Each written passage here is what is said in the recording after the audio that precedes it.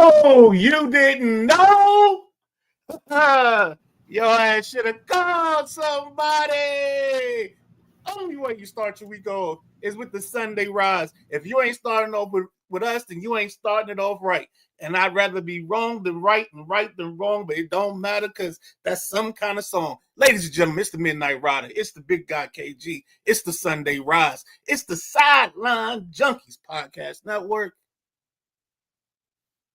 What up? How y'all feeling? You got your mute on, bro. You got your mute on.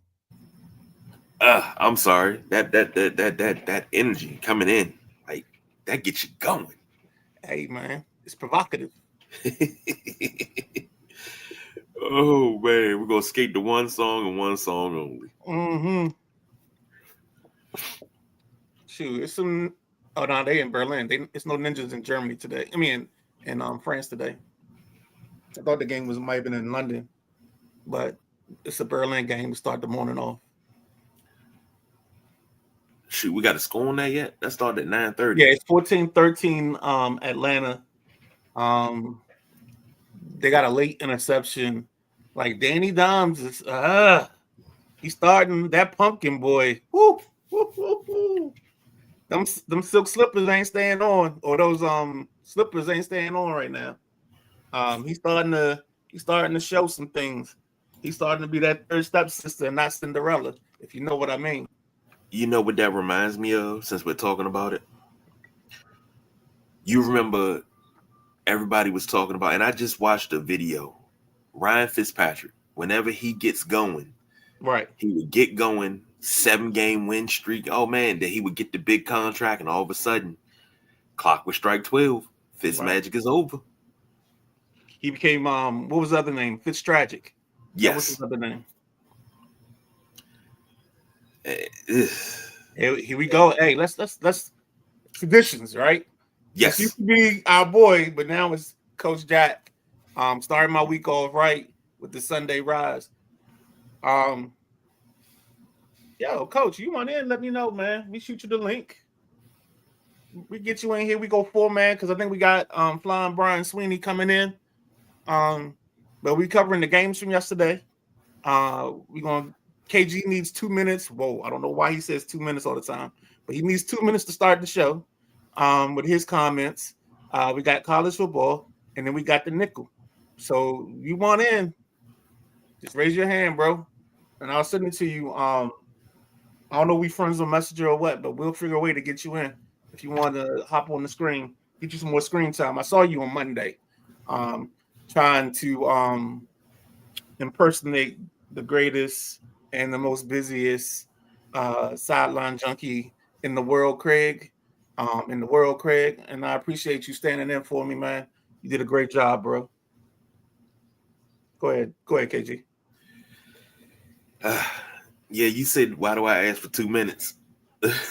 Why do I ask for 2 minutes? So we know it's gonna be more than 2, but that give me 2 minutes is always that has become a Rick Snyder thing. Yeah, tribute. So Boone checking in. Here he go. Just so you know, I've got your boy saying in my top 5 QBs because I know that's going to be one of your next questions. I actually like this kid, unlike JT Barrett. Okay. So that's just that give me 2 minutes is just a Rick Snyder thing, but I'm gonna put it this way: give me 2 minutes. Go ahead. Let me run through this real quick. If you can remember back, let your words rip. I mean, it could be a funky introduction of how nice you are. Tell a friend. No, man. Always with the Tribe Called Quest with you, man, and I love it. Because it's Fife, it's 2 of us, so it's better to be Fife and what's called. We can't be like, what's the group? With you know who I'm talking about because you can read my mind. The jokers with the 5 guys in the group, Onyx. We can't be Onyx. You know what I'm saying? We gotta be 2-man group. So we gotta be like Tribe, Mobb Deep. You know what I'm saying? Well, I got you. All right. Hey, I was waiting for this. I'm sorry. I was waiting for this comment because they got their asses kicked, and I can't wait till we get to the trio so I can talk about this thing. But I'll give you 2 minutes. I'm sorry for interrupting you, man. Look, let me tell you something. Hold on. I'm sorry, interrupt you again because Boom put another one. Okay. Rock and Roll Hall of Fame group Outkast. That's right. Let's go. All right. Now, hold on. Ladies and gentlemen, welcome to the Sideline Junkies Podcast Network. This is the Sunday Rise, and KG needs to take 2 minutes out to get this show started. KG, take it away. All right, I'm gonna get a little serious real quick. So I just need a few minutes. It came down Friday, I believe. If you remember, especially those in the area, but NFL rookie Kyrie Jackson, back in July of 2024, right here in DC, well, in Maryland, he was killed along with his two close friends, Anthony Litton and Isaiah Hazel, right here on Pennsylvania Avenue, right as you're coming through the light at Dower House Road going to Suitland Parkway. For those in the area familiar, they were headed up from Upper Marlboro. The back of their Charger was clipped from behind by an Infiniti driven by one Corey Klingman, a young lady that's 25 from PG County. She was drunk. She was trying to get around him. She was speeding. She clipped the back of the Charger, sent them over into the wooded area that was alongside of Pennsylvania Avenue, which was at the time cut down into be tree stumps. So imagine a car going up Pennsylvania Avenue, coming out from that light. If you're in the area, people don't drive too slow. But when you coming from that light, you got to pick up speed because you're coming up on the beltway. So they wound up dying at the scene. So she cost 3 lives, and they dropped down the sentence. This young lady's only going to serve possibly 18 months in prison. They gave her a 15-year sentence, but they're setting 12 of them aside. So she may serve anywhere from 18 months to 3 years. When the prosecutor was looking for no less than 5 years apiece to run consecutively. So they were looking to give her 15 to 25 years. I think this is a miscarriage of justice because this wasn't her first time being under the influence and something happening. I am sick because 3 young lives were lost. And it doesn't matter if they played football or not. 3 young lives were lost because somebody decided to drink and get behind the wheel of a car. Again. And go driving. And it's always when somebody gets drunk, they have accidents. It's always the innocent that suffer. They come out unscathed. And I think it's a miscarriage of justice that she's only going to serve 18 months. You took 3 lives that you can't give back, and 18 months is all they're giving you at the most right now. But we'll know on February 4th if she's going to have to serve the whole 15 or she's just going to serve the 18 months or 3 years or whatever. This is heartbreaking. And this is one of those things where you look at it and some people say, well, she made a mistake. I remember when it first happened, people saying, oh, she made a mistake. She made a mistake. But it's a mistake when you do it once or twice. It becomes a habit when it's 3 or more times. And she had citations for driving under the influence and drunk driving like that, several of them. It's just this time it resulted in death. I am being honest because and I guess this is the parent side of me coming out, but yeah, I can't rest. You took 3 lives because you decided to do something that we've been told for years. Don't drink and drive. Buzz driving is drunk driving. We've been told that for years. You could have got a designated driver. You could have called an Uber. Anything. There's so many ways that this could have been prevented. But instead, you got behind the wheel and you took 3 lives.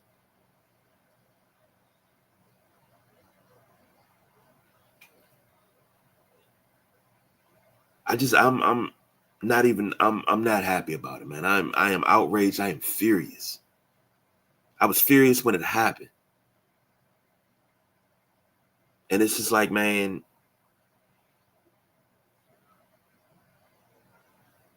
something's got to change. Something's got to be done better. But this ain't it. So I just wanted to vent my frustrations with that. And it was sports related, but it's also life related. You get life advice and you get everything from here, from the Sideline Junkies Podcast Network. So you on mute there, Midnight Rider. That's my first one. I don't know how to transition from that. But remember a couple years ago, I used to tell you about this running back from Texas, Bijan Robinson. Mm-hmm. This joker just made a cut. I don't know how you make this cut. Facing forward and going 2 steps to the side. This dude is like. I once had a dude tell me, because I faked him out so good. He was like, "Yo, you gotta be good at dancing the go-go." That's what I think about when I see this cut. Like, dude, just with a what's that? The feet dance, whatever it's called. You gotta beat your feet. Yeah, beat your feet. He can do it. He can do it. He may have to get a tutorial, but he can do that. Ain't nothing wrong with that. But let me tell you something. When you talk about being on somebody, Bijan Robinson has been your guy for quite some time. Nobody can say, "Oh man, you just a bandwagon." Nah, Bijan Robinson has been your guy for quite some time. Yep, him and Jahmyr Gibbs, baby, same draft class, I think. I will say that. I'll give you that. Couple of comments real quick. Tim said, "I agree. 18 months is ridiculous." And Boone said, "Nah, she made a decision." And go into that other one from Tim.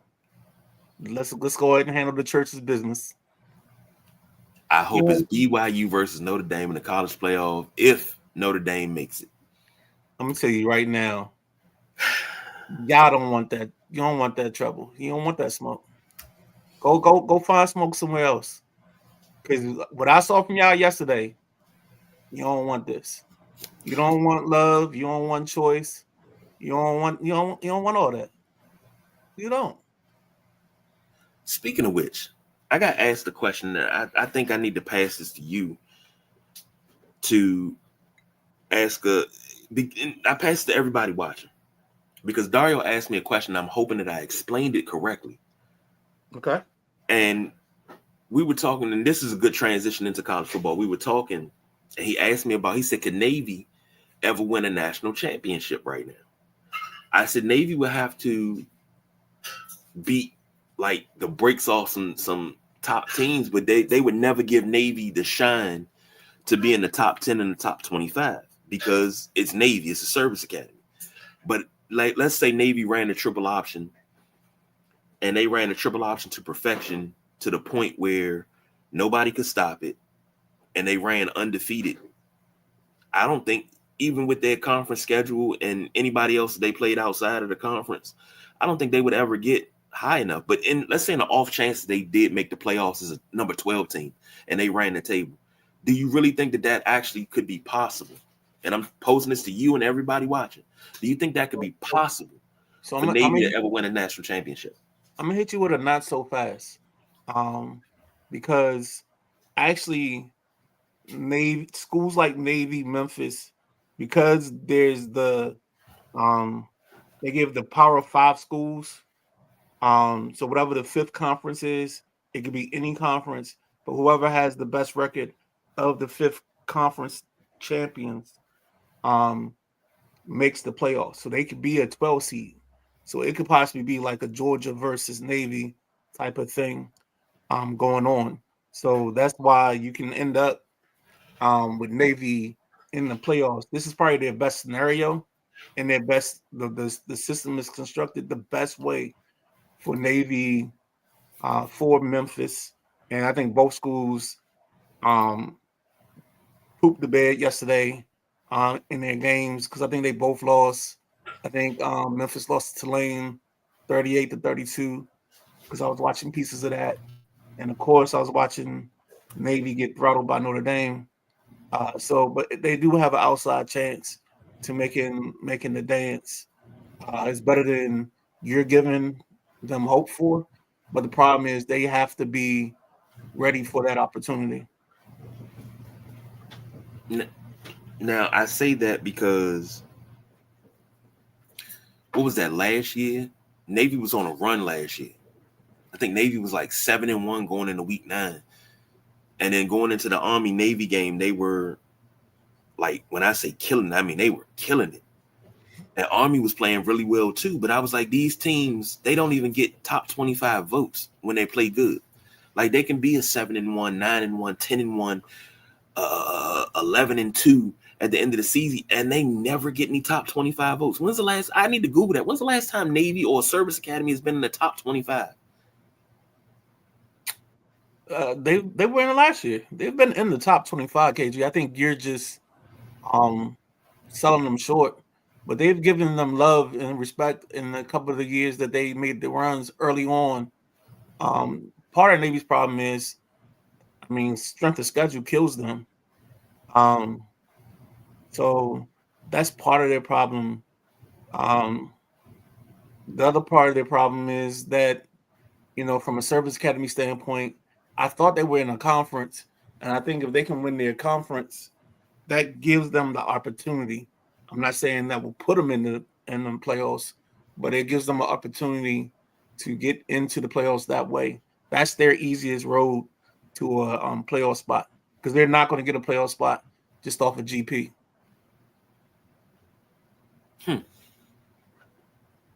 Couple comments real quick.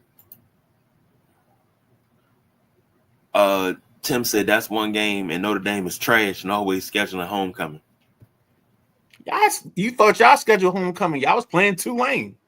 But don't worry about it, player. It's all good. Don't hate. Josh from highly opinionated is checking in. One of the best sports shows out. Hey man, like from one great sports show to another great sports show. Like he does this. Just like you do it, man. And make sure y'all check him out over there at highly opinionated, please. Great content. Love it. Boone said they would never get the nod from the committee, even if they ran the table, in my opinion. And that's how I feel. Because I don't think that it's going to be like, oh, well, the Navy strength of schedule, and they didn't play a top 15 team, and they didn't. It's a lot of schools that are in quote unquote lower conferences that'll run the table and never get that opportunity to be in the top 15, top 20 rankings. I remember I was telling Dario, I said, I remember when I was younger, Grambling, I think, was 12-0 one year.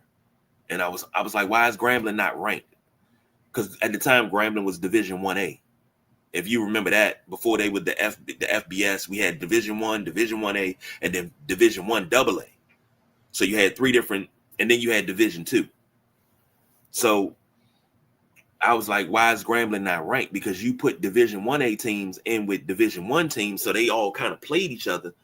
So why Division 1A teams not ranked in the top 25 did 12-0, and then they was like, oh, Grambling has to play for the Black College National Championship. And I was offended. I think I was about 14, 15 years old. I was offended. Like, I was really upset. I was ready to stop watching college football and all that, but then I found out it's a subdivision of Division One, so it didn't work out like that. So Right. Meanwhile, you were talking. If you saw the expression on my face, Daniel Jones is giving us all the New York Giants version of Daniel Jones, and not the Indianapolis Colts. So the score is 17-13. And yeah, he just fumbled. So he's really doing top tier Danny Dimes stuff right now. So he's throwing an interception that I don't know why he threw the ball, and he's got a fumble right now in the last 3 possessions that I've seen from this ball game. And you know what? That just made me think of something. We got a thing where we give out flowers while you can smell them. And I want to give you your flowers. Because I was wondering early in the season, I said, you got the owner from the Colts. After she took over for her dad. She's on the sideline. She's checking off plays and everything. You said, yo, she's been doing this. She's one of the best owners in the league. And you saw the vision. And I think it's because she hired you as coach, during that whole Jeff Saturday thing, and you were calling plays and everything. I think that's where you got the love from. But we had a 222-page playbook. I was like Al Saunders. Every now and then, if I didn't know what to call, I would just put like the balls in a bingo thing, and I'd shake them up, and I just called a number out, 062, and 062 had a play to it. So I got to give you your flowers, man, because I just think because she explained it in the article. I read an article. I knew she had been doing it for a minute. She wasn't happy with some of my play calling. That's why I'm still here with you and still in Indianapolis with Shane Steichen. But yeah, she is on there not because of selfish reasons. She just wants to hear the conversation and the dialogue between everybody else. And that's the part that I think people don't understand, and they want to make it seem like and I think also her issue, she's a woman.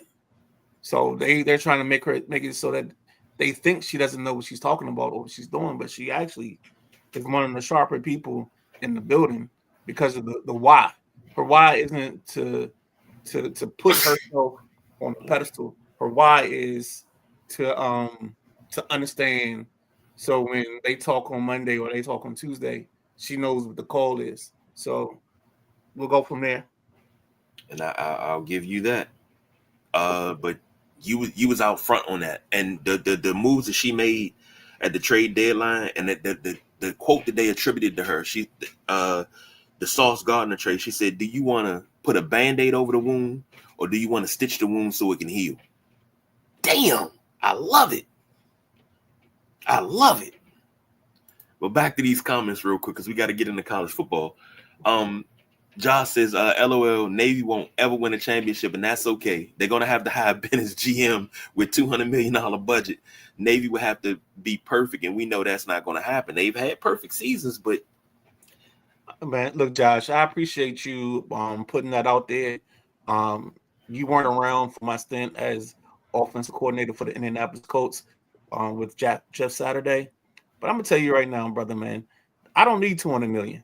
I done seen a lot of kids, you know what I'm saying? I can go to one place for sure, give me a couple kids from the 300, get a couple Rams from Suitland, get me a couple of kids from Parkdale.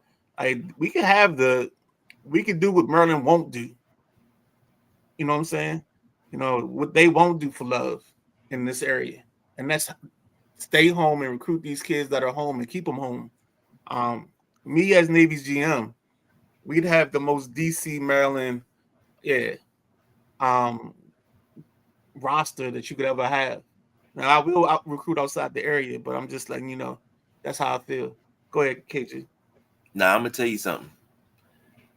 If you could do that and keep them home, and I think this service academies, period, if you could defer your service, like if you're going to be able to go to, they did that for one play a couple of years ago. If you could defer your service, a lot of people would go to service academies to play. If you could actually defer your service for a little bit. We got to find that rule now because I think it's a little bit different. I think it's changed a little bit since what was that? Since COVID, because the kid Aho, I think that's his name. He transferred out of Navy and went to Notre Dame, and now he plays for. I think he's a Charger. Maybe he's somewhere else playing safety, but he didn't have to. Like he worked his way around the service academy thing. But let's get through these and let's get to these games. Gotcha. Navy's good every 15 years, every 10, Tim, every 10, maybe 7. He just and Boone said, good. Boone said the ghost of Johnny U has left Daniel Jones' body. He was possessed for a while, but Johnny has had enough. I don't know if that's the ghost of Johnny U. I think that's more the ghost of Jeff George. And Jeff George still living because Johnny U would never set foot in Indianapolis, especially as a Colt. He hated that place. I knew this was coming. Of course. I saw that quote. I was like, all right, here we go. But I mean, it's cool. Come on, let's go. All right, let's get to the trio. First game up, not on purpose. Texas Tech 29, BYU 7. Bear Bachmeier. Am I saying that right? Bachmeier was 23 of 38, 188, a touchdown and an interception. LJ Martin had 10 carries and 35 yards, and Chase Roberts 6 catches, 61 yards and 1 touchdown, all for BYU.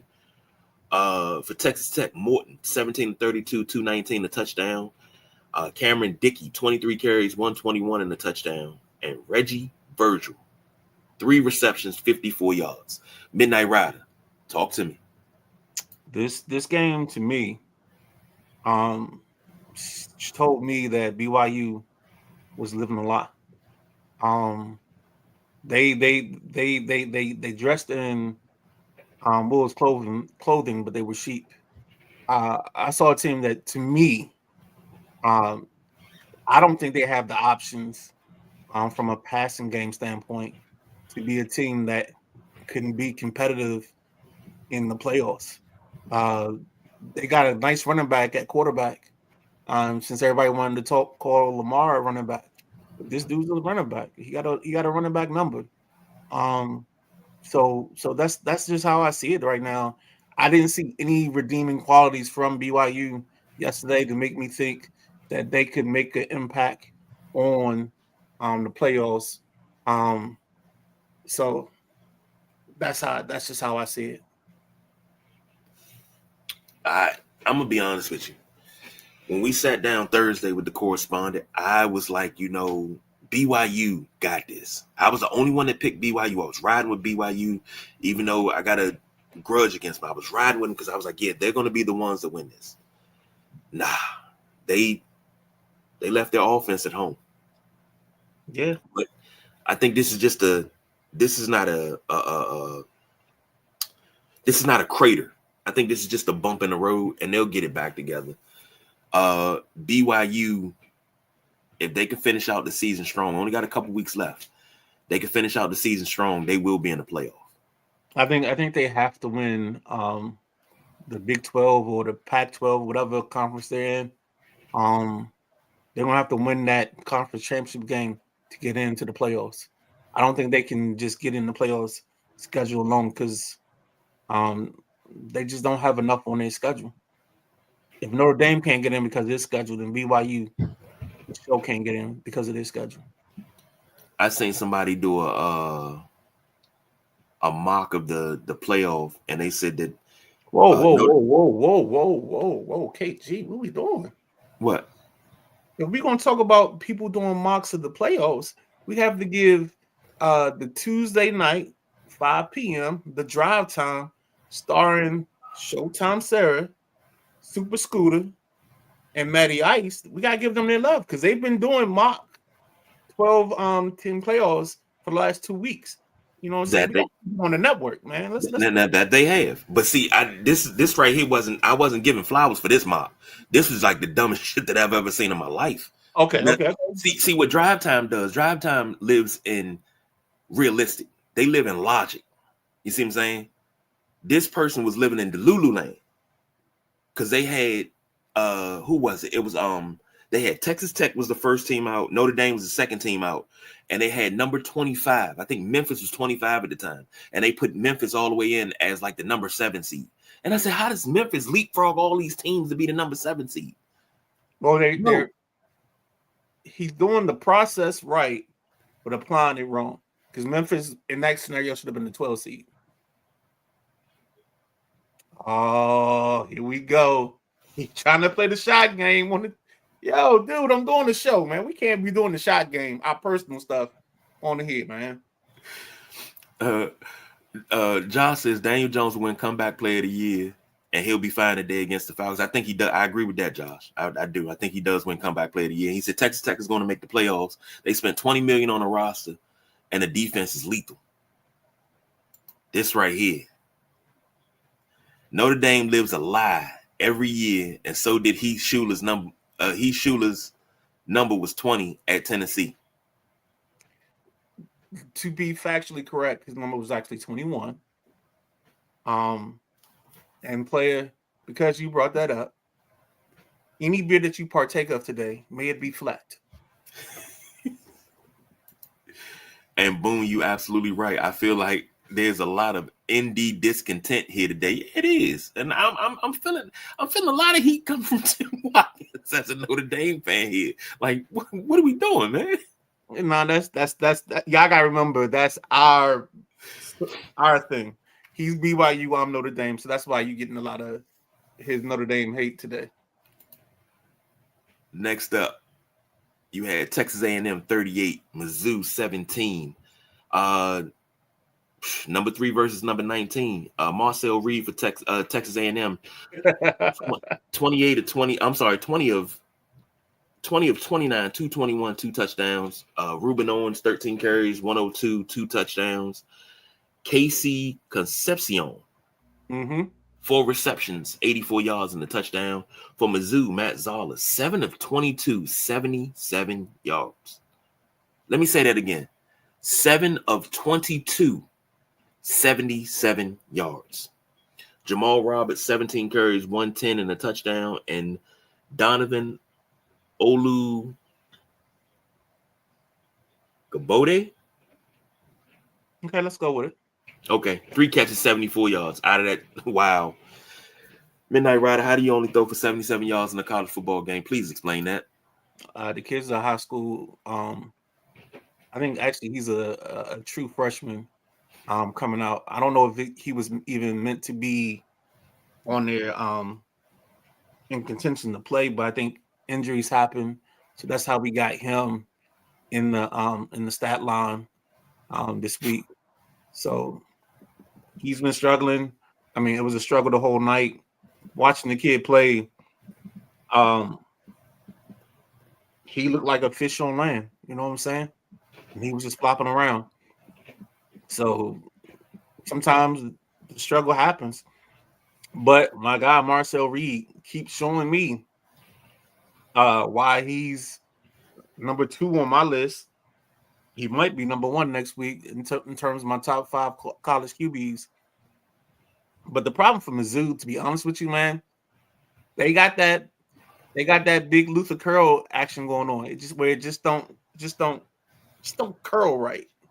Yeah. And it's bad that we've done this show way too long because you started doing that as I was saying. Like, I didn't even say Luther, but you knew what I was about to say.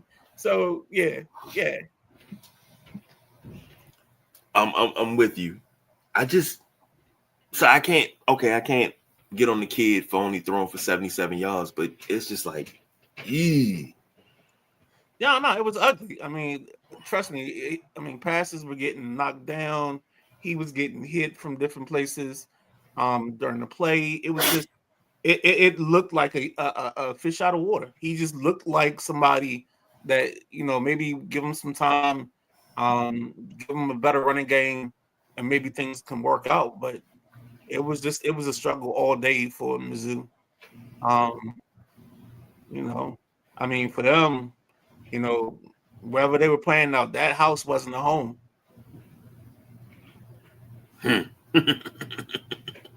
A chair wasn't a chair. Yes, indeed, brother. All right. No, it's the funniest thing is you miss it the first time, but like it's like you got a chain reaction. Like it's like you give 5 seconds, like it's like you on tape delay, and then you like, oh, I see what he did there. Oh man, I'm still kind of asleep, so I'm working here. Man. Next up in the trio, this right here was a bomb burner. I didn't expect this game to be this close. Whoa. Stop the madness, dog. It can't be a bomb burner at 18-16. Oh, I know what this is. This is the KG shootout. Uh-oh. Sorry. Okay. Am I good? Can you see me? Yeah, I can see you. Okay. Because I think I froze. Yeah. But you say stop the madness. What I say? What I do? You said this was a barn burner, but it's 18-16. I know it's a KG shootout. But still, all right, go ahead. You start because you gotta give us the stats and everything. I know. But when I say barn burner, I didn't expect it to be this close. I think we had it low scoring, but I didn't expect it to be this close. 18-16, number 6 Oregon Ducks over the Iowa Hawkeyes. Dante Moore for Oregon, 13-21, 112 with an interception. Noah Whittington, 17 carries, 118 yards. Jamari Johnson had 4 catches for 36 yards. For Iowa, Mark Gronkowski. I'm sorry, that's not Gronkowski. That's Gronowski.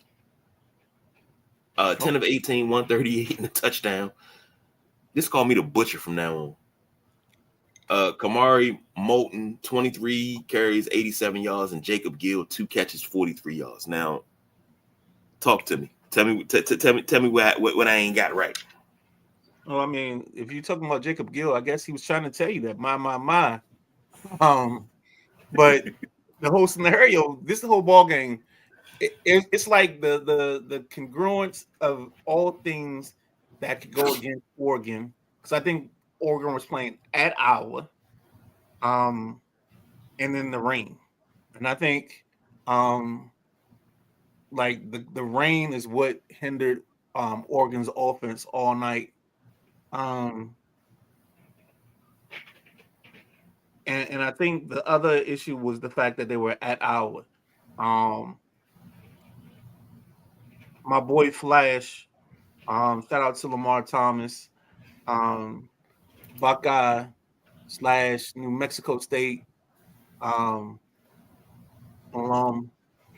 He used to tell me that like Iowa and Purdue were the 2 hardest places to play in. So yeah, I think this is one of the situations where you played at Iowa, you had the rain, and I mean Iowa's defensively always good enough. Iowa's always got tight ends, and I don't know who the tight end is this year, but I think Oregon is going to be there. But I just think they were in Iowa, and it was just the wrong day and the wrong time. I'm gonna say this. I think Oregon always gonna be there, but it's like when Oregon's there, they don't quite perform. I think this goes back to Mariota. This goes all the way back to Dennis Dixon. It's like Joey Harrington. You might want to. Yeah, I know you on Tim's good side. You might not want to say that one out loud again, because then he's gonna think you taking shots. No. Dennis Dixon was actually my guy, and I always felt that I felt him, Troy Smith, and a couple of other players that came out around that era. They got shafted when it came to the NFL. I think if they came out in this NFL, this version of our NFL, yep, I think they would have had better chances. I will say that, because the coordinators are being more, they're actually coaching and giving these players opportunities within the framework of the offenses that they used to work in. I don't know about Troy Smith, but man, that's another Buckeye. God, my bad, Boone. I'm sorry, man. My bad. I don't mean to be dogging Buckeye quarterbacks today, but I did say just saying is in my top 5. So hopefully. And Tim said that was low, talking about his beard being flat today. And Say boom, that you right. I'm gonna have to sound them. I'm gonna have to get them spelled out phonetically. Oh Yeah. no, we're gonna have to get that little black and white screen. Like from what's that show? I forget what that show was. It'd be like Ma King.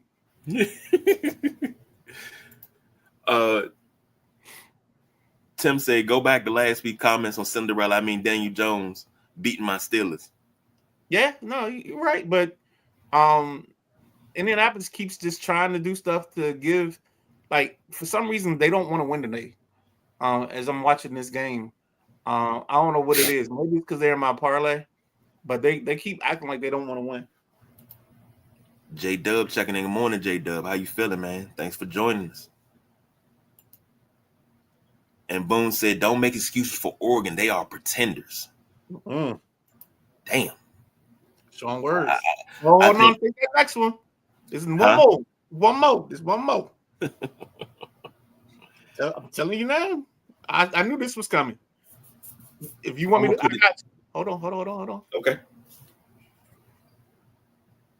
I knew it was coming. Because he's paying attention. Right now, I'm gonna tell you what he's doing right now.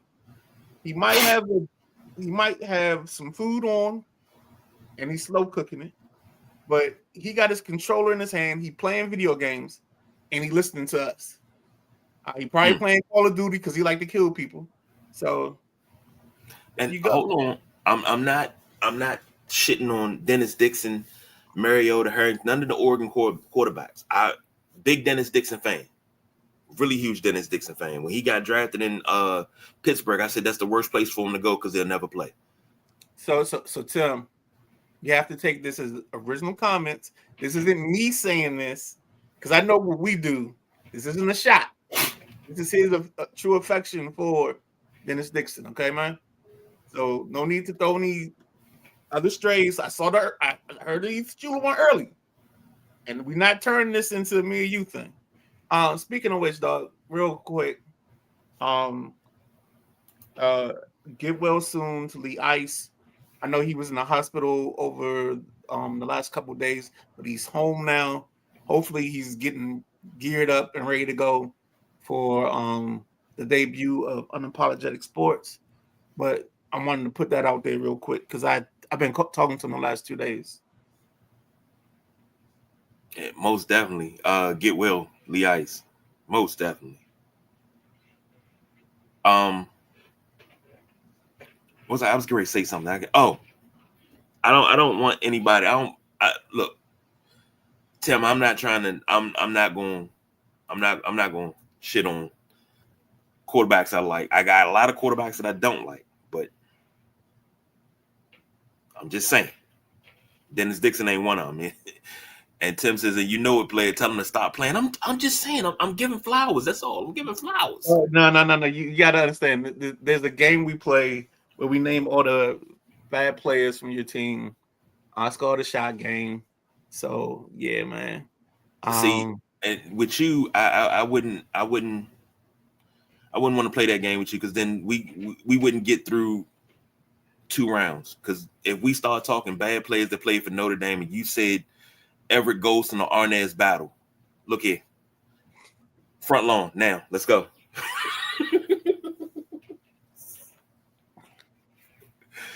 Tim Adams is praying hands, yeah. And yo, Tim is we gotta get Tim on the show sometime. Tim or Josh, or Tim and Josh. Like I gotta give some. We always say we give flowers, right? Mm-hmm. I finish these comments. Let's hit a break before we transition to the NFL. But I've never I'm not gonna say I've never. Like, there are people that when you meet them in the sports world and you watch them do their thing, you can feel them loving what they do. And highly opinionated, man. Them brothers do some, in my words, they do some dope shit. The interview with Lee Ice. I forgot, I didn't watch this last week's show, so I'm not gonna lie to you on that one. But they do some dope stuff, man. If we could ever get Josh to actually wear a full shirt on one of our shows on the Sideline Junkies Podcast Network, I'd truly appreciate that. But nah, Tim, he's an Eagles fan, and we have to understand that there's some misguided things that happen in his life early to make him an Eagles fan. But he knows the sports, man. He knows what he's talking about, and those guys do a good show, for real. Yes, indeed. And Josh said best wishes to Lee Ice. Tim said, "Oh no." Tim Adams is laughing, and he said, "Really appreciate that." Nah, for real, man. Y'all the ones, man. Y'all one of the ones.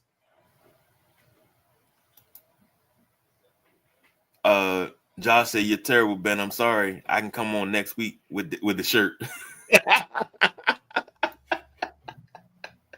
I'm just saying, man. Why we get the the white beater joints all the time? That's all. I know it's last minute. I know what you're gonna say. Let's go ahead, KG. Let's get to the thing because I think we should be joined soon by, I guess, Picker. Yep, most definitely. So sit back, relax. We're gonna take a break. PG. And when we come back, we're gonna get into the nickel, which is where we pick our 5 games of NFL Sunday. So damn, I can't even find a daggone joint to play. But stay tuned. You still gotta think about me. Want someone to hold. You can put me on airplane mode.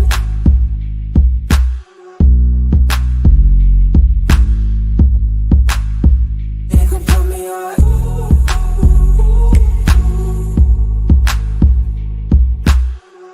You still gotta think about me. Want someone to hold. You can put me on airplane mode.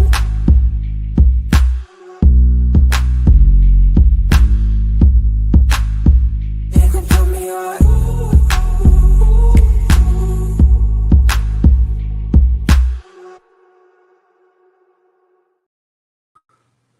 Ladies and gentlemen, welcome back to the Sideline Junkies Podcast Network. It is the Sunday Rise. What you just saw was a preview of our Tuesday show, 7:45 p.m. Tuesday Night Flight. By the way, during the thing, KG, I know y'all weren't paying attention, but within the Kringleberry structure, my 2 pumps that I was doing during the song doesn't give me a personal foul. Now, I don't know what Riku Dowdell did to get a personal foul with 2 pumps, but I'm just letting you know. My 2 pumps were within the legal limitations of the rules. Sunday Rise, it's the nickel. Joining us now, co-host of the show Unapologetic Sports, where they kick the doors in and give you nothing but hot takes. I hope he gets that symbolism. And then we gotta move me. Hold on, bro. KG, you gotta move me. He got to get his normal spot. I'm sorry. Yeah. Got to get his normal spot. There you go. Two man, I'm good with 3. Never mind. And pause because that might just sound wrong. But what's up, Brian? How you feeling, baby? Good, man. Feeling good. Bills are playing the Dolphins. That's usually a good day, so I'm in a good mood for now. That's what's up, man. Nothing wrong with that. What is that Buffalo jersey you got on? The red joint? Yep. Yeah, Josh is red. Yeah. Woo-hoo, okay. Are you a jersey guy? Like, yeah. I was a big kid in high school, so I still have my jerseys from then. I have Peerless Price and Bruce Smith and Eric Moulds, and they still fit. All right, that's what's up, man. Peerless Price, that's a name for you. Yeah. That's a deep pool. Antoine Smith, running back. Oh, okay. Yeah. Hold on. Let me see if I can pull this. Antoine Smith, running back. Was he Michigan State? You got me. Oh, okay, all right. Yeah, you're probably right, but no, I'm not. I'm probably not right. I'm probably off, but that's just what I can feel. Yeah, but if people could say, "Oh, you're fan of Buffalo because of Josh Allen," no, I got a Peerless Price jersey. Yeah, man, that's my dude, man. KG, Houston. Houston. Okay. Close enough. I got a question for Brian because I never asked you that. I asked Yeah. you this. Now, being a Bills fan, and I think I sat here on the show one time, and I think I named the whole 90s Bills defense. Yeah. If you had to choose one player, and I know it's hard because there's a lot of players that have played in Buffalo, but if you had to choose one player that's your favorite player that played in Buffalo, who would it be? For me personally, and it's a kid thing, as Thurman Thomas. Not bad. Not bad. I became a fan of the team as a kid because of the old Tecmo Super Bowl video games. Right. And I know there's all the hype about Bo Jackson when it comes to those games, but Thurman was so good in those games. Mm-hmm. And that's the team I always used, and I always used Thurman a lot. So that's a kid growing up, he became my favorite, and then he ended up being really good in real life too, so that helped. But he's always got this soft spot, obviously Josh Allen now, but yeah, it's Thurman Thomas. I love it. I love it. I love it. My cousin grew up a Buffalo Bills fan, and he was always talking about how good Thurman Thomas was, and that was his guy too. So, Tim Watkins says, Jim Kelly. Well, I mean, yeah, but unfortunately, in the Tecmo Super Bowl game, he didn't give his likeness, so he was a QB Bills. That didn't help. As a 6-year-old, that didn't help. Pull. That's a pull. You to be able to say, "Oh, he was QB 12 and he didn't give a likeness." That's a pull and a half. Him and Randall Cunningham. Randall Cunningham was QB Eagles, but they had the stats and they had, so you knew who they were, right? But they didn't have the likeness. Right. That's like Jordan used to be like the 12th bench. With number 99 or whatever. Yeah. Yep. And Josh checking in. He said, Brian, congratulations on the new show with Lee Ice. You're great at what you do.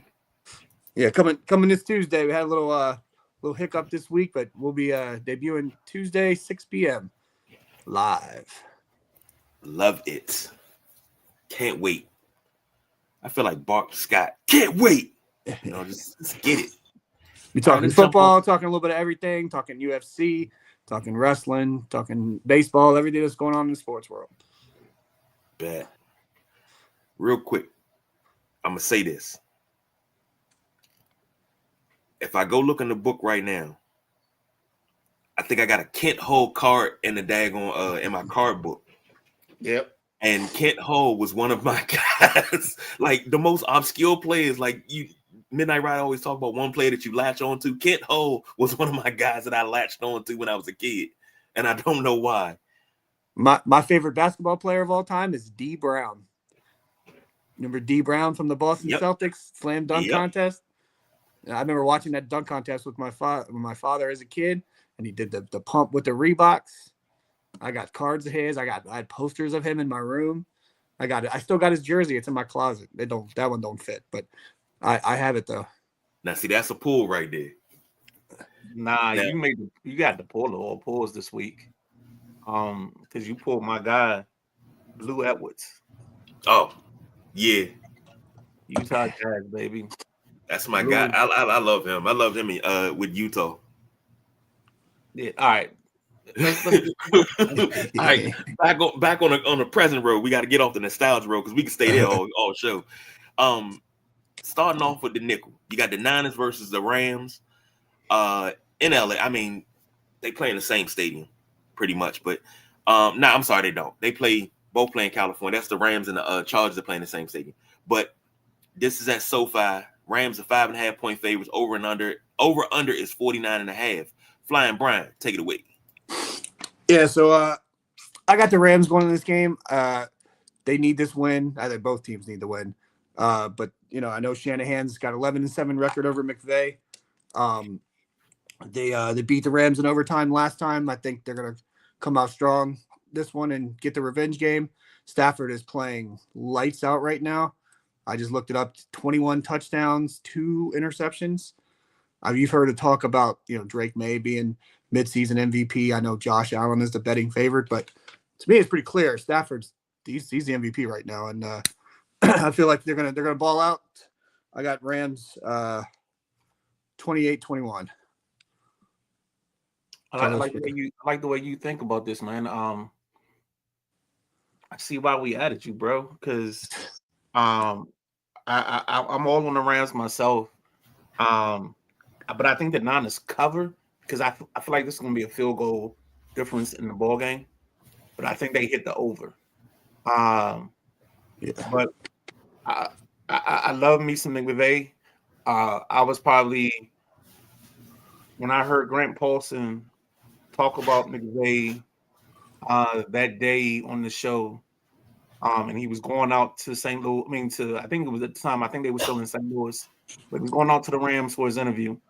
After I heard the description, I said he ain't gonna be back, and we're gonna miss out on this kid because of his attention to detail, because of what he does. Of course, I'm a Shanahan guy. I share the Shanahan running back philosophy. He at the table of Shanahan's and the way they run the football. But I think it's just I think we should be on the right side of the Rams winning this because they're just the healthier team of the two. Talking about getting back Puka, having Adams, and then of course they got the kid from Kyron Williams from Notre Dame, toting the rock from another person that I talked about a lot on this show. When he was coming out of school. So yeah, I give me the Niners to cover the spread, but I think the Rams win the ball game, and we're going over. This one right here, I say this about the Niners. It feels like I say this every season. Sometimes you have the Niners have to look around the locker room and say, "Where's this season going?" Now, if you just looked at it on the surface and said, "Okay," but the Niners have a winning record. The Niners are winning ball games. The Niners are doing this. The Niners are doing that. But the Niners have a problem, and they have a problem that the Washington Redskins and football team had. The Commanders don't really have that problem, but the Redskins and the football team had that problem, and that problem is injuries. And it's to the point where it's like, God, dog, the Niners are 6-3, and they're third in the NFC West. But you have to ask yourself, where's this season going? You're supposed to be the dominant team in this division. Now, it's only 3 teams in this division, and that's Seattle, LA, and San Francisco. Nobody worry about Arizona. Put Arizona over there in the corner, make a face, put their nose in the corner. They on punishment. And Jacoby Briskett's starting now. Yeah. Turn it around. And I guarantee, look, Brissett. That's gonna mess everything up because he gonna put them middle of the pack instead of having them because he gonna win some ball games. But with the 49ers, I've said it. It feels like I said it the last 5 years. You think you've arrived, but you haven't. You have not arrived yet. And I can't keep saying the same thing. When are you going to show up? It's like a train that never shows up. You haven't arrived, but you swear that you're so good. You went to the Super Bowl, and you've been hung over since. This is the Rams win this because I think the Rams are a better team, and Jared Goff is just, I don't know, that man's possessed. He had to get out of Detroit to really get going. Other way around. I'm sorry. Stafford. I'm looking at Stafford and saying Goff. Stafford had to get out of Detroit to really get going. Oh yeah. Hold on. Let's stop the Stafford slander where it needs to stop. Stafford went 70 ball games without a 100-yard rusher. Telling people I'm not slandering. You're not slandering. I'm just saying in general, KG. But I'm what I'm saying is, if you put a decent running game with Matthew Stafford in Detroit and Calvin Johnson when he was getting his 1,900 yards that you and BJ refused to acknowledge, or the fact that team went into special teams coverage to cover Calvin Johnson during the ball game. I think it was the New Orleans Saints where they had 2 people like he was a gunner try to guard him. If you can just get that out of your mind, you would give Detroit some love and give Stafford some love. But go ahead. I digress. This season alone, Stafford completing 67% of his passes. He's got 2,147 yards, 21 touchdowns, and 2 interceptions. His passer rating's 113.2. I think that's the highest of his career. But the dude he takes care of the ball. Like, give me the Rams in this one. Give me the Rams to cover. Make it 28-17. And so that's the under. J-Dub said I picked to go to the Super Bowl out of the NFC was Buffalo, and at the beginning of the year, and I'm sticking to it, even though they should have made a move for a receiver at the trade deadline. Well, they did make a move. If the reports that are coming out, they offered a first round to Miami for Waddle. The Dolphins wanted a 2026 first rounder. Buffalo was only willing to do a 2027 first rounder, so it fell through. They also made an offer to the Jets for Williams too. Jets told them no because it was a division. So they tried to make some moves, but just didn't work out. Right. And Boone said JT Barrett would have been great on Tecmo. If he played running back. J-Dub said I picked Buffalo. I think that's back to his earlier comment. Yeah. Right. And Tim said, "Player, what is going on today?" Because y'all made another Pittsburgh reference. No, I wasn't Very clear reference. That's all that is. I got no control of what's going on, Tim. I'm just here, man. Go ahead, KG. Anthony checking in. He said, "Question: You guys see the Bills, even though you had the Dolphins number, maybe overlooking them for the next opponent, and Miami beating Buffalo today? I don't think Buffalo's overlooking anybody." Well, that's a nice little segue, isn't it, for the next game? Hey, it sure enough is. And Anthony picked the Rams to win it. And our next game, let's go ahead and do that. Let's get this to Flying Brian. We're gonna do Dolphins versus Bills early. I go first in this scenario. Go ahead. The Dolphins versus Bills. I believe this is in Buffalo. It's in Miami. It's in Miami. That's in Miami? Okay. Yeah. It is. I am sorry. Bills 9.5 point favorites, over under is 49.5. Midnight Ride. Take it away. Yeah, because we always like to show favoritism to the person that team is playing, we let them go last because they'll have the most to say. I think this ball game is Buffalo's all the way. I don't know what Miami has going on, but I think Buffalo covers the 9.5, and I think this is the over. And I think Buffalo does a lot of heavy lifting to get us to over 49.5 in this ball game. I love what James Cook has done the last couple of weeks. They don't have the greatest receiving core, but Buffalo still makes it work and makes it do what it do. So with that being said, Flying Brian, take it away. Yeah, I have no reason to think that Buffalo's not going to get it done today. Got a little bit of numbers for you. Josh Allen is 14-2 in his career against the Miami. He has thrown, including playoffs, thrown for over 4,000 yards. He's got 43 touchdowns, and he's got 10 interceptions. The overlooking thing, I know they play the Bucs next week, which is a good team. I don't know how many teams overlook other teams when it's not like in their division, or in the Bills' case, if it's not like the Chiefs. Right. I don't think Buffalo is thinking about the Bucs whatsoever. Plus, I think the Bills like beating the Dolphins every year too. So I don't think there's any reason to think they're overlooking. They're coming off a big win off Kansas City. Maybe there's an adrenaline dump from that. I don't think there's any signs of that. Miami is a complete dumpster fire right now. Like you said, they got nothing going on. I don't think they'll make the over, only based on the Bills have a tendency to pull Josh when they have a good lead. There's been many games when Josh comes out early fourth quarter. So I think hopefully we'll get to that point in the game. 31-10, 34-10, in the fourth quarter, and then they pull Trubisky and they'll put Trubisky on them. So I got Buffalo 31-10, so I don't have them making over-under. I definitely got them covering. Also, the numbers that I saw from ESPN were 8.5, so it's 8.5, 9.5. But Buffalo's the biggest road favorite and the biggest favorite of the week too. So Buffalo Buffalo's gonna win, and we'll touch later with the Patriots Bucks how that's gonna go. But little spoiler alert: Buffalo's gonna be first in the division after today. Just FYI, we always use FanDuel.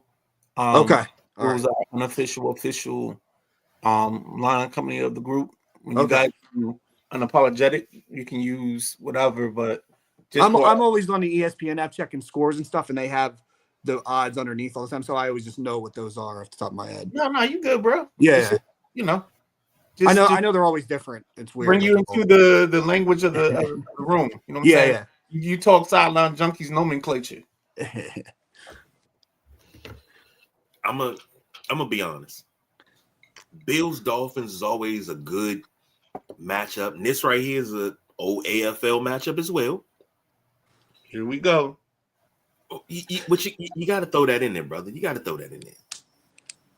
But the Bills seem to have the Dolphins number for years. I think they have the Dolphins number yet again today, but I don't think the Bills cover. I think this is going to be like a 28-20 because, Miami did some things. They took the Pop-A-Shot basketball out of the locker room because they want to be refocused.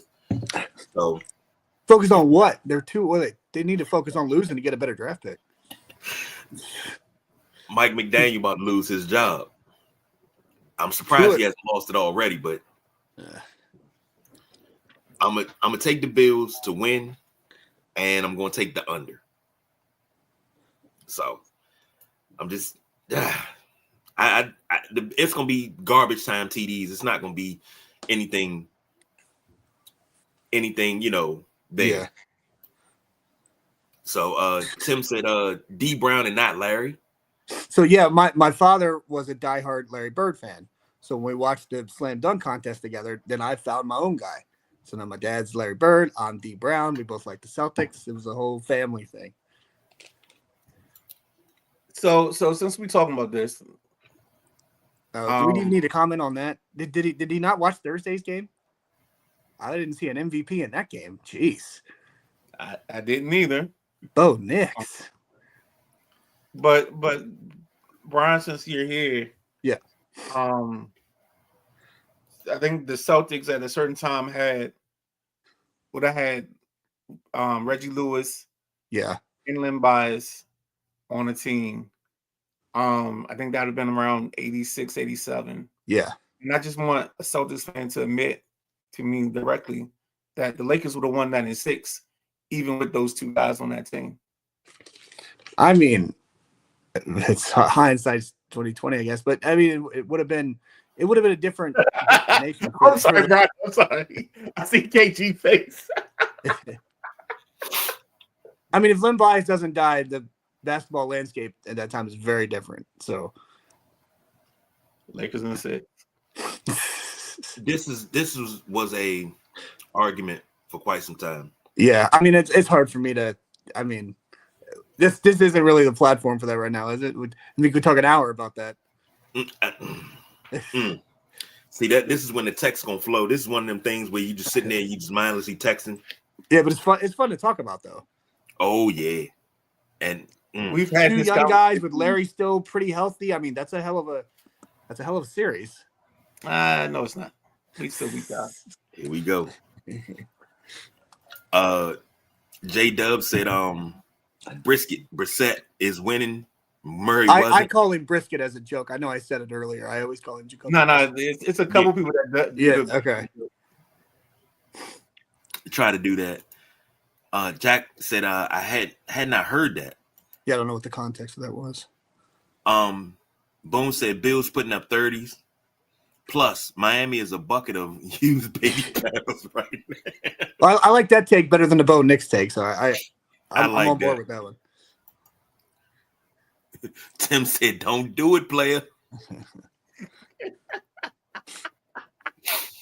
Oh man! Next up, you got the Steelers going out to visit the Chargers.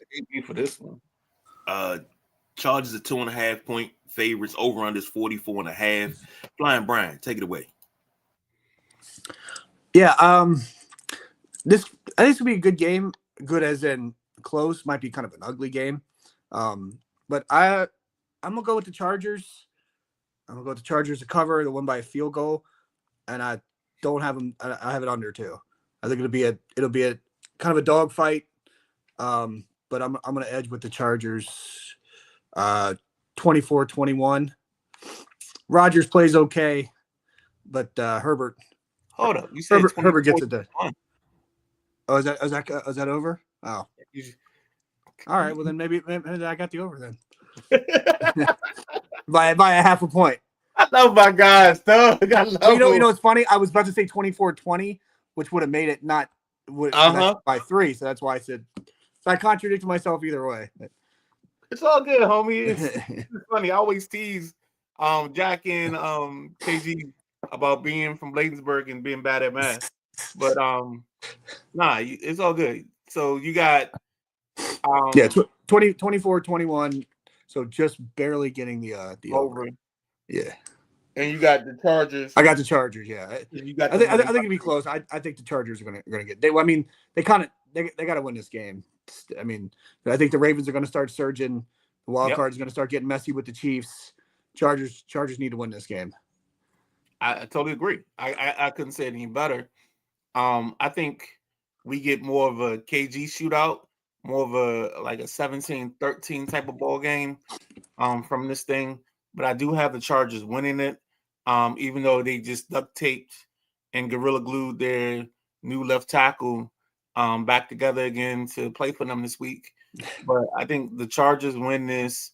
I think it hits the under. So I got the Chargers covering the number, but it ain't pretty.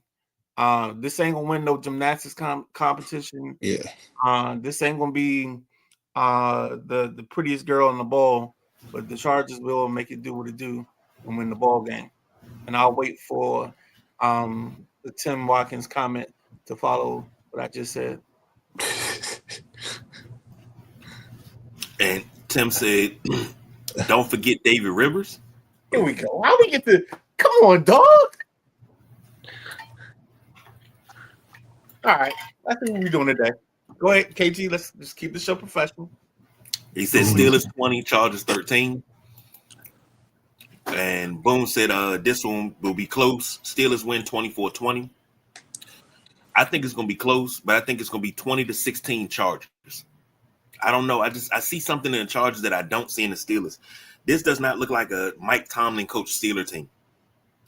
This looks very middle of the roadish, and I've said it before. Pittsburgh is not an organization that fires coaches. They didn't fire Chuck Noll. Chuck Noll retired. So from 69 until present day right now, they have never fired a coach. But Bill Cowher retired. Mike Tomlin's going to be allowed to retire. So if he retires, that's Pittsburgh's way of him firing him. But Pittsburgh's defense is not as ferocious as it once was. Somebody called Dick LeBeau and get him back in Pittsburgh. Omaha. We got Indianapolis 22, Atlanta 17. The Falcons are driving. They have to score a touchdown to win the ball game. They can't kick a field goal. They're at like the 8-yard line right now. So that's the Omaha for today. Giving you just a quick update of the game as live talking about games. If we got 2 left after the next one, let's get it going. All right. Next up, Eagles at Packers. Packers 1.5 point favorites, over under 44.5. Flying Brian. Take it away. Yeah, I think it's a little disrespectful to have the Eagles as the underdogs. I know it's on the road, but Packers haven't really been lighting it up too much. They've been a little iffy and coming off a loss, aren't they? Eagles coming off a bye, right? Yeah. And I know it's Lambeau, but I don't get them being the underdog. So I got the Eagles. Yeah, I think it'll be a pretty good win. I think it'll be 28-20. They'll cover no problem. It'll be over.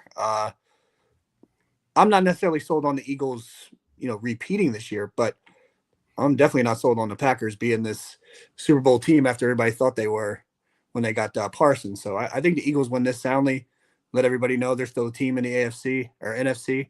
I mean, to me, between them and the Rams, and I think they get it done. Nah, totally agree with you, man. I think this is the Eagles ball game to take. And they're going to take it away easily. I think we don't know who the Packers are. Yeah, exactly. We are. What is that song? It says you can get with this or you can get with that. Yeah, there you go. But that's who they are because you don't know who they are. They don't know who they are. You get a little bit of this one week, you get a little bit of that the next week. And that's their struggle. Meanwhile, in the Omaha, Atlanta scores with a minute and change on the clock. They go up 23-22. They need to convert this 2-point to make the Colts have to kick a field goal to tie, as opposed to field goal to win. Play is going on as we speak.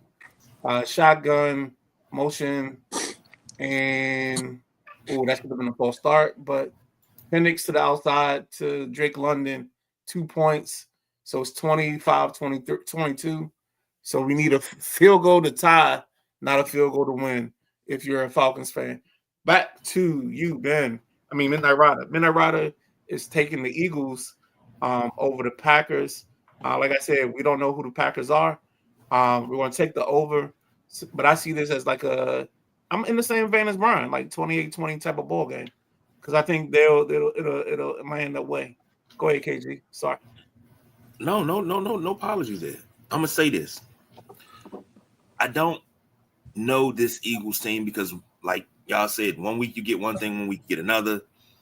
I don't know this Packers team, but this Packers team, their wins and their season depends on Love. Yeah, I was gonna say.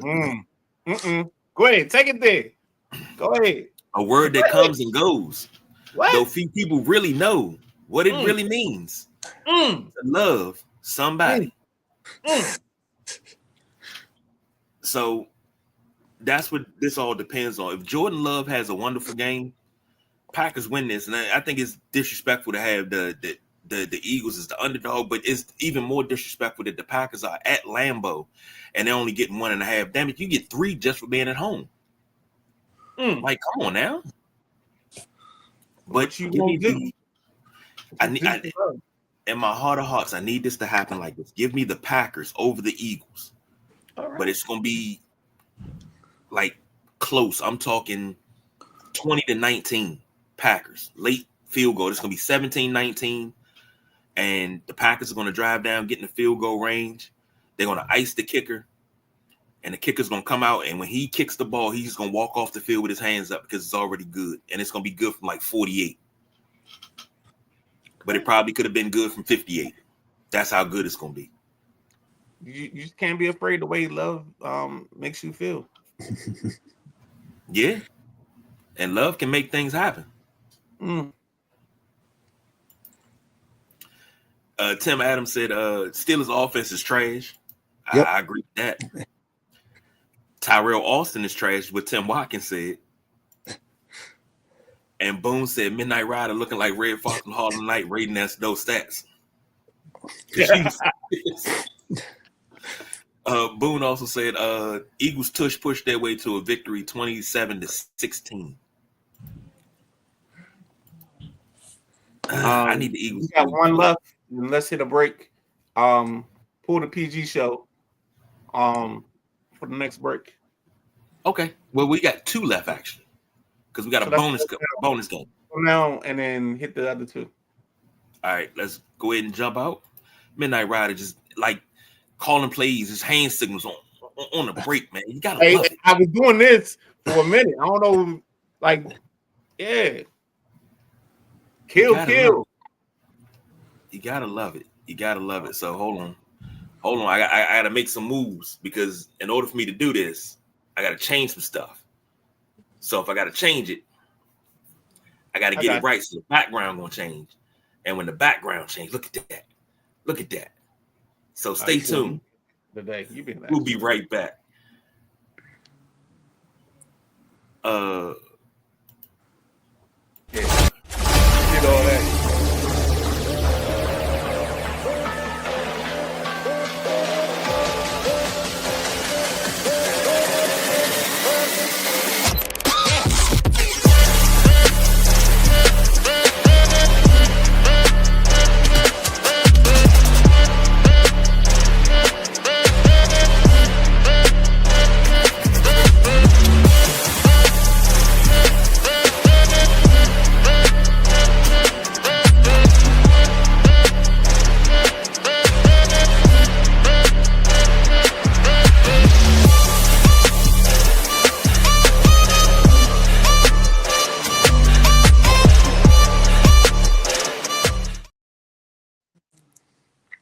Ladies and gentlemen, welcome back to Sideline Junkies, the Sunday Rise. It is Flying Brian, the big guy KG, and myself, and this is the Sunday Rise, and we are brought to you by the Sideline Junkies Network. Also, it's starting to get cold outside, so if you haven't found you a thick red bone, get you a thick red bone to get you through the rest of these weeks, because when it's cold outside, you're going to need something to hug up and cuddle up with. And here at the Sideline Junkies, as well as FanDuel being our unofficial sponsor, we also like Thick Red Bones as our sponsor for our show. So there we go. Okay. Okay. I didn't see. Look, he took me down a corridor I wasn't ready to go down. All right. Tim Adams said, "Love hurts. Eagles win." Oh man. Sorry, bro.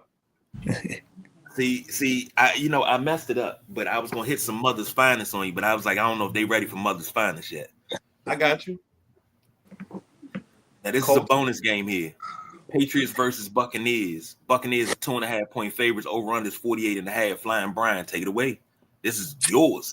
Yeah, this might be a little bias on me, but I want and taking the Bucs all the way.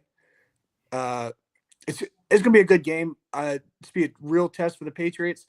Patriots do have the win over Buffalo, but other than that, their resume is pretty mediocre. So we'll see how good the Patriots and Drake really are on the road against a good Bucs team. I know the Bucs are banged up, coming off a bye, should be a little stronger. Two teams that can score, so I'm gonna take the over. Let me do my math real quick so I get it right and count. Okay. I'm gonna go 30-24 Bucs, high scoring game, exciting game. But the Bucs beat them. They will put the Patriots back in second place in the division where they belong.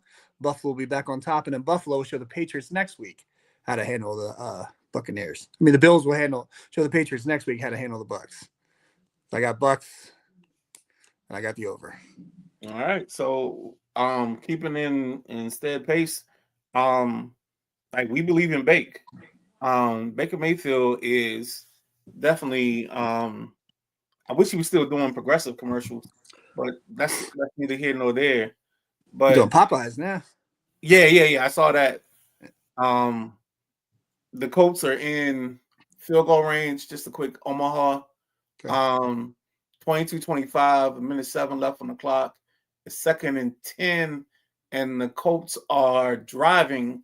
So that's your update on that game. But back to what I was talking about, Patriots versus the Bucs. Give me the Bucs and give me the over. I don't see New England being in this ball game.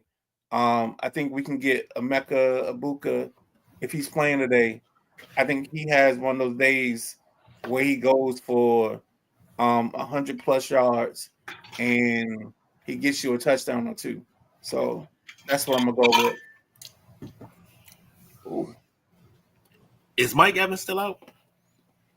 I don't know if he's back this week or he's back next week. I haven't seen that. Okay. I'm pretty sure. I think I checked it yesterday. I'm pretty sure he's out, but I'm not 100% sure. Okay. So his 1,000-yard season's in jeopardy, isn't it? It's going to be dicey for sure. Had to force feed him the ball for the rest of the year. Boone said Bucks 28-14. The Bucks team will make noise in the playoffs. J Dub, even with the check-in, he said huge fourth down conversion by the Colts. Falcons lead 25-22, a little more than a minute left in the game. And Tim Adams said he broke his collarbone. Damn. I thought it was a hamstring. For Evans? Yeah, I'm way out of the loop. We got to double check that because I thought Evans had like a hamstring as well. I thought Luke McCaffrey was the guy with the collarbone. Yeah. So we'll do some background research and figure it out. But I like the Buccaneers, but somebody described the Buccaneers in a way that I've never heard a team describe before. And they said the Buccaneers are not a great team. They're not a bad team, but you can't really call them good. But you can't call them sorry either. It's like they're a team that plays football, but they're kind of impersonating the team that plays football really well. That's one way to look at it. Yeah, and I was like, damn, okay. All right. But the Buccaneers run away with this. Not nothing against the Patriots, but the Buccaneers are just that good. I didn't used to like Baker Mayfield until I watched Hard Knocks. And once I watched Hard Knocks when he was in Cleveland, I've been a Baker fan since. Because him and Terod used to do film study together. But I also saw the dedication that he had too. Baker Mayfield passes I hope he doesn't because I got the Bucks running back. But Baker Mayfield is the catalyst in this win. But this is gonna be give me the over, give me the Bucks 31, the Patriots 24.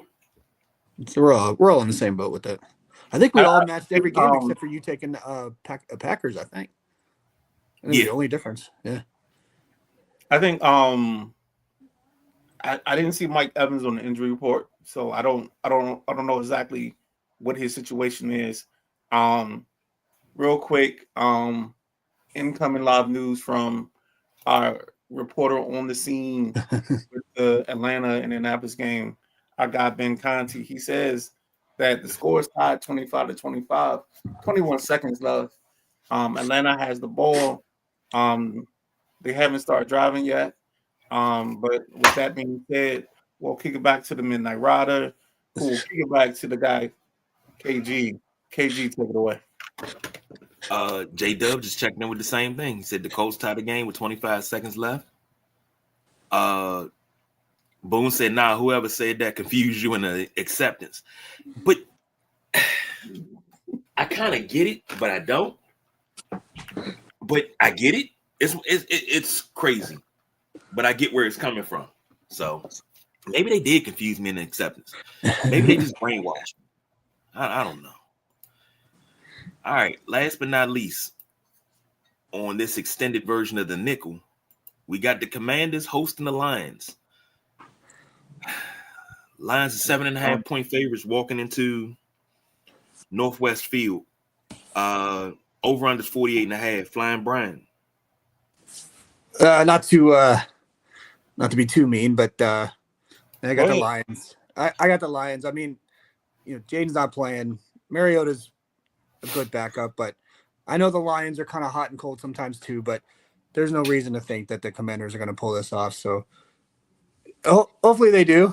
I got family coming over to watch it, so it'll be less miserable in the house if they do, but if picking games, there's no reason to think that. So I'll actually take the under, though. I think Lions will cover, but this will be like 24-10, 28-10, something like that. I don't see the Commanders scoring a lot. Sorry. No, there's no need to apologize. I think this is going to get ugly real fast.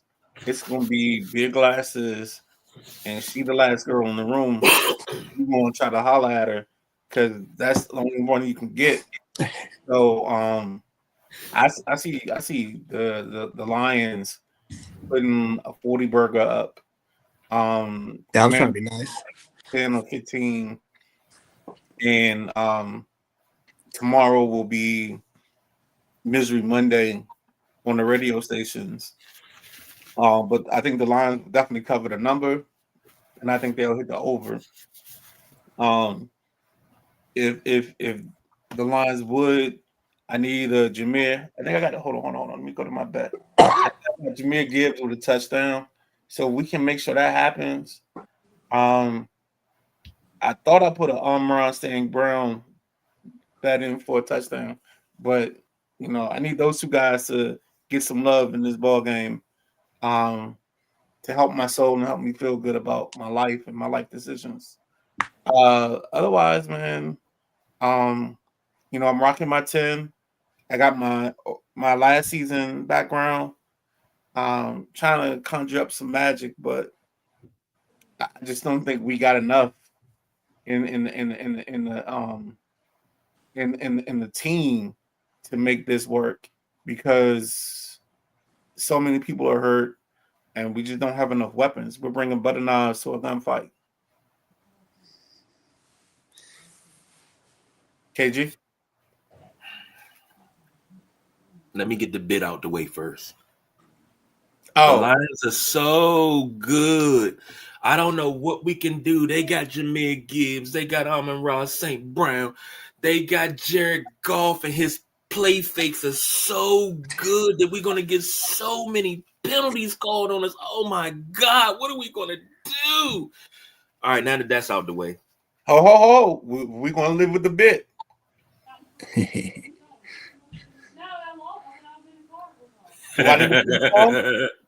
I need to play the song? Hey, let's get it. Let me see if I can find it. Hold on. You might have to get to it before I get to it. No, I got it right here. You got it. Had the whole crowd screaming, "We want that!" Those haters can't stand us. Left hand up. Who are we? Commanders. We fight for RDC. Who are we? The Commanders. Left hand up. Who are we? Burgundy and gold. We rock. Ladies and gentlemen, shout out to our guy DJ Goody. Is it DJ Woody Goody or Goody? DJ Woody, Goody. Yeah, give him a shout out, some love. Go ahead, KG. I'm gonna put it to you this way. Everybody's already ready to pack it in. Oh, Jaden's out. We don't know we can do this thing. I've been saying this for the last 3 weeks. We got a fan base that is so fickle, and it's still fickle after all these years. And even after last year, they're still fickle. They say, "Oh, well, last year was a fluke. We weren't supposed to be there." Oh, now it's a fluke. You were riding high last year, and now it's a fluke because you didn't hit a rough patch. There's no optimism left in the front office. You want Dan Quinn gone. You want Adam Peters gone. You want Magic Johnson gone. You want everybody gone.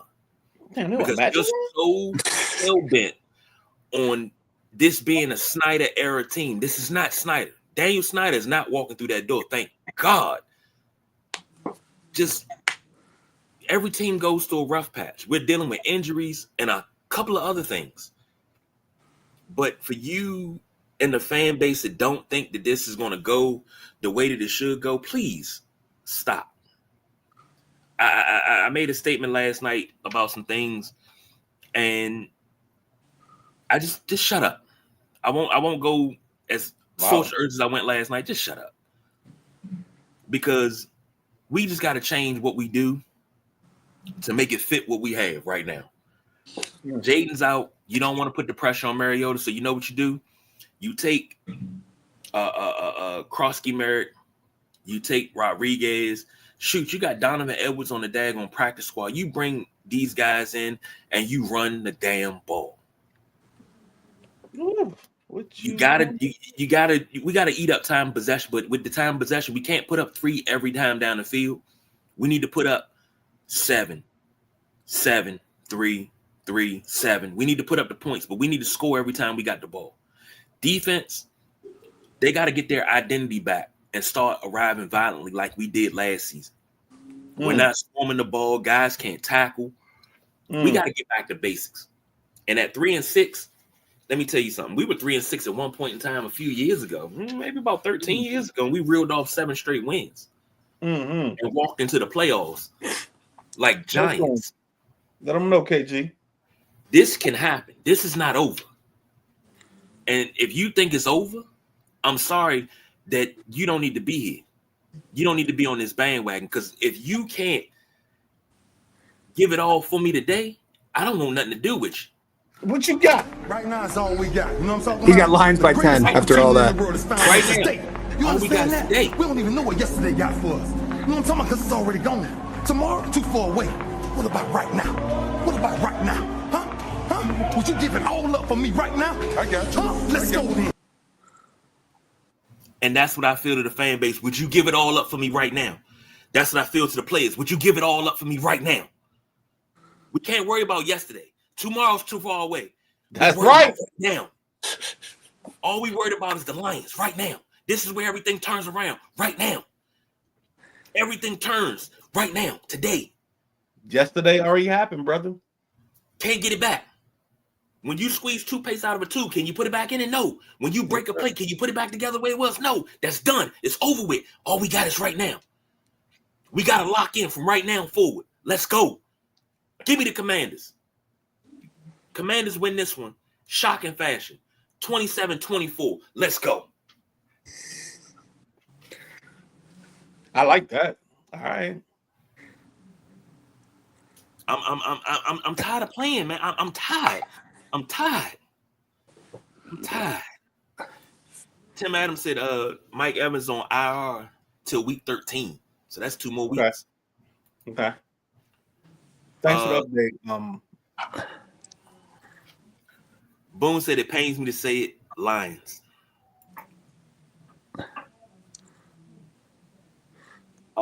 J Dub said, in my opinion, the conversation should be why was Jaden Daniels in the game at that point. The game was pretty much already over. That was also a strip drop tackle, but it's a lot. It's crazy. Oh, Jesus. I like Antonio's next comment. Wait, we did? Hold on. When did that happen? Hold on. Boone said, KG, that priest that shows up to the hospital to give the patient one last pep talk. I felt that. That's how it feels. That's hilarious. And KG, Midnight Rider, and Brian, have you guys already talked about the passing of Paul Tagliabue? When did Paul Tagliabue pass? Breaking news? Wait a minute. Oh, yeah. I mean, I got nothing. Oh, Dario just showed it to me. Oh, okay. Man, 84 years old. It's on ESPN. They got to scramble to do a moment of silences before the games. Damn. Although there's teams are still doing it right here. Yeah, Bleacher Report. Dies at 84. Wow. Thanks, Anthony, for the info. Like we've been doing the show, so we didn't see that or to see that information. Breaking news. Yeah. That now, you know, if you've watched this show, you know how I feel about Paul Tagliabue. That's my guy. That's my guy. Him and Gene Upshaw, my guys. So yeah, this is gut punch. That we Paul Tagliabue this week. Last week, Bob Trumpy died. We didn't even cover that. We didn't even cover Trumpy. And Trumpy, most people don't know he was a tight end for the Bengals, but I knew him from Notre Dame broadcast in the early 90s. That's why I knew him from it. And I found out later on that he was a player. And you fall in love with people because of how you see them, but you fall in love with them at a young age because their names are synonymous with great memories. Paul Tagliabue's name is always going to be synonymous with great memories because of how he led the NFL. And I always loved the fact that he was from DC and he went to Georgetown Law. So I used to always thump my chest and be like, yeah, that's a DMV native right there. That's a DC native right there, running one of the biggest corporations in the world of the NFL. That's a DC native. I used to always thump my chest about that. And I still think him and Pete Rozelle. It goes him, Pete Rozelle, ... Roger Goodell, as far as commissioners go. Just my opinion. I just want to give a shout out to Brian, because every time he sneezes, he dabs. And he doesn't know he's dabbing, but it's hilarious when I see it in the screen. So shout out to him. So, man, rest in peace, Paul Tagliabue. I guess Tuesday, Brian, you guys will cover that, and we'll cover it out to you guys. Yeah, we'll cover that. We'll have to definitely jump into that. So, last but not least, what you guys eating today? I'm getting some brisket. I ordered some from D City Smokehouse. I got to figure out the bread situation. But yeah, I got like a quarter pound or a half pound of brisket coming to the house, and we're gonna make it do what it do, baby. Because I realized when I looked in the freezer that I didn't have any food to eat today. So, Brian, what you got? Pigs in a blanket. Okay. Every Sunday, family comes over. We either get food or make food. Today is pigs in a blanket day. Also, pigs wrapped in bacon too. So I'm actually looking forward to it. So you got pigs on pig crime. Yeah. Do what we got to do. I love it, man. I absolutely love it. For me today is pizza. We keeping it slow, keeping it easy today. Yeah, this is a meatloaf weekend. So yeah, and when I say meatloaf, that's my granddaughter. So she's been here. So ain't no cooking been done. She's been a handful, and so we all on rest and recuperation right now. And speaking of her, I don't know if I did. I don't even know if I did this for you, Midnight Rider. Did I tell you this? Subscribing like with YouTube.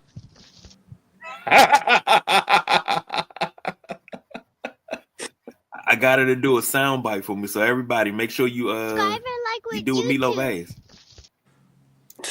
Doug, so off the meatloaf thing, I don't know if he's still in the comments because he might be downstairs now actually cooking food. Tim Watkins, shout out to the homie, because he makes this chicken soup with noodles, vegetables, and the whole nine. I haven't been up to his house, and I swear to you, I get like 5 bowls of it. Like it's all you can eat. It's fat guy having some fun and loving what people cook. I wish I could cook like he does so I can make my own version of it, but yeah. Shout out to him because I know he's doing something. Actually, today might be his spaghetti day, knowing him, but he's different because he's a sugar and a spaghetti guy.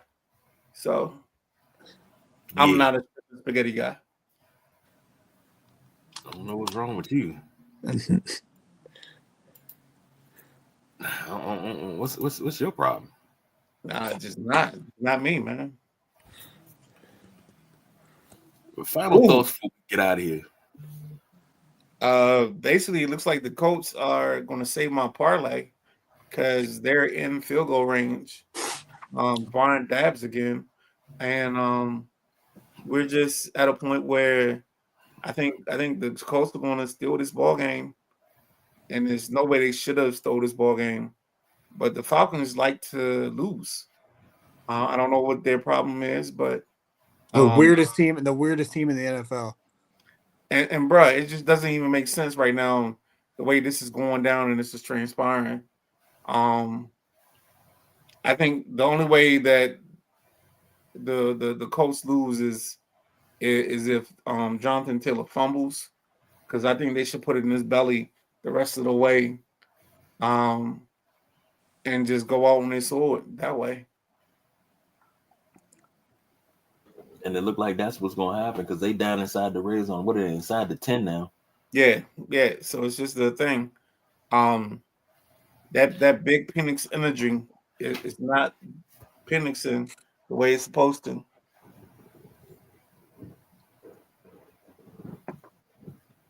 It's more of a touchdown. There. Touchdown. Yep. 31-25. Did he carry that all the way through the end zone? Yep. Because I don't know if he crossed the goal line with that in his hands. Man. That would be a tough way to lose a ball game, is if he didn't carry that through the end zone. Well, they got to review it. And whatever stadium they're playing at, this stadium looks absolutely. It's Wembley. I think this is Wembley. Yep, No, he carried it all the way through. Aren't they they're in Germany, right? I mean, I'm sorry. Yeah, isn't Wembley in Germany? Or was that Wembley in England? No, that's England. Yeah. Oh, my bad. I apologize. They showed the audience. It said it was 74,000, but I don't know what stadium it's in. But that's the best stadium, overseas stadium for an NFL game that I've ever seen. The field looks wonderful. Everything just looks good. He took that to the limits of just getting over the goal line.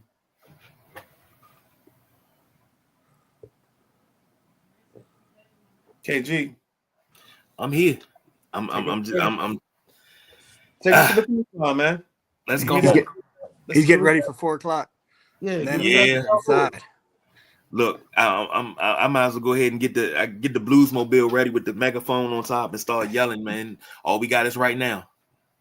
It is, baby. Thank you to Brian for joining us as a guest picker. You will see him again on Tuesday, 6 p.m. Unapologetic Sports, right here on the Sideline Junkies Podcast Network. Midnight Rider will be back tomorrow with Coach Devon with Contenders or Contenders. And then you'll see him again with me on Tuesday. Yes, sir. So until next time. Whoa.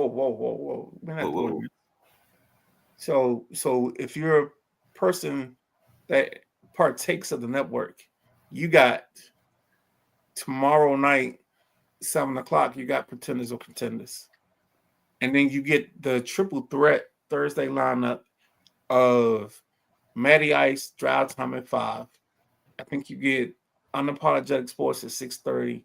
And then at 7:45, maybe even 8 on Tuesday, you get the Tuesday night flight.